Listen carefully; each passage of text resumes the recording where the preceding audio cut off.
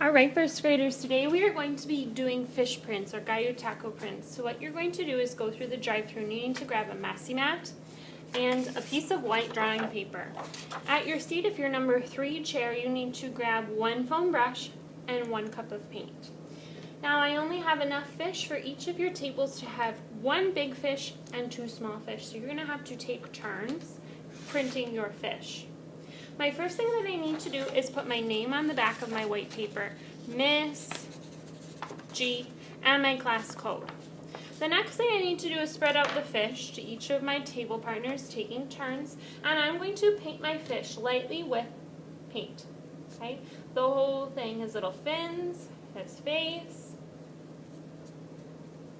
his tail, all with black paint. And I don't need a lot of paint, just kind of like a light coat or a light layer. Putting my brush off to the side, I'm ready to print my fish. Okay?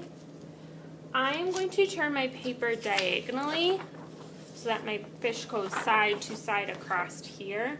Okay? Even though fish might be swimming side to side, so that my fish fits, I'm going to turn my long one side to side. Very carefully, I'm going to layer my paper down flat, and I'm going to give my fish a nice back rub. Careful not to wiggle my paper off of my fish. You notice how I have one hand that stays still and one hand that moves? Okay. That's a good way so that your paper doesn't move as you're giving your fish a nice back rub. Making sure to keep his fins really good and his face. Gently peel up your paper, and you've got an awesome fish print. I can pass this fish on to my neighbor. My neighbor's turn to print. Now I'm going to try and do 2 small fish prints. Now I notice with the smaller fish, they don't need very much paint. So you might not even want to dip your brush in the paint. Otherwise you get a little bit too much, and then your print doesn't turn out very well. So I'm going to have my little fish go down below because I have got some room there. Holding one hand still, I'm going to rub that fish, making sure I get his face and his fins, and voila, I have a little fish. I need to do 1 more print with this little fish. I didn't dip my brush, I just painted with what's on there, and this guy's going to go on top.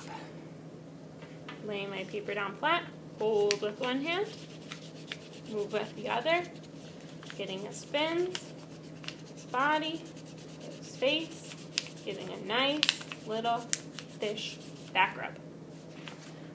My prints are finished. I'm going to carry them flat like a lunch tray over to the drying rack.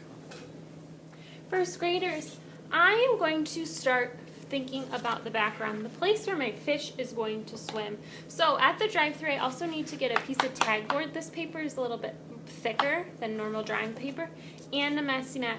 I need to start by writing my name and class code on the back in pencil, and then I can flip it over. I'm going to be using some liquid watercolors today, so number 3 chairs will have to pick those up from the back green table.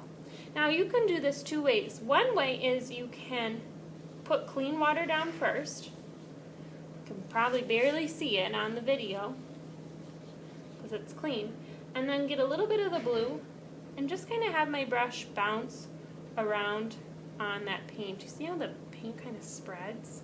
This is called wet on wet. I might even be able to use that second kind of blue and see how they mix together a little bit.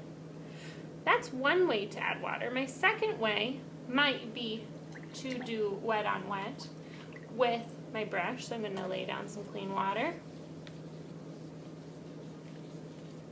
And then my brush might stroke the water on, and I'm going to go side to side really lightly so that I get that nice watery feel in my background.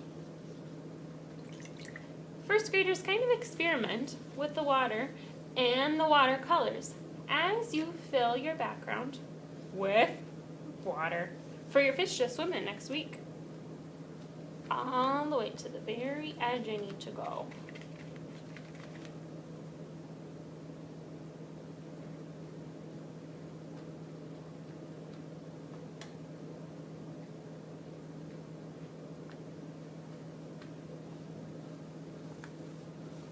All right, I can't wait to see both your fish prints and your water backgrounds.